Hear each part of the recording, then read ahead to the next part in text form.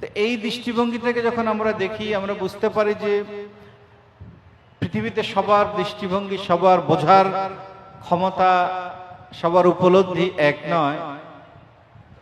আর কাজে কাজেই কেউ যদি বিরূপ মন্তব্য করলেও কিংবা কোনো তরিকতের কোনো বিষয়ে অস্বীকৃতি জ্ঞাপন করলেও আমরা দুই দৃষ্টিকোণ থেকে সেটিকে আমরা বুঝতে হবে। একটি হচ্ছে এটি তার সীমাবদ্ধতা, তার জ্ঞানগত বুদ্ধিগত সীমাবদ্ধতা। আরেকটি হচ্ছে এটি তার আল্লাহ রাব্বুল আলামিন প্রদত্ত অধিকার।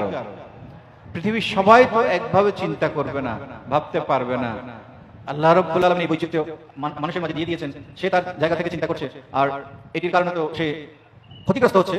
কিন্তু সে তো এমন না যে সে মুসলিমের কাতার থেকে চলে যাচ্ছে, সেরকমটি নয়।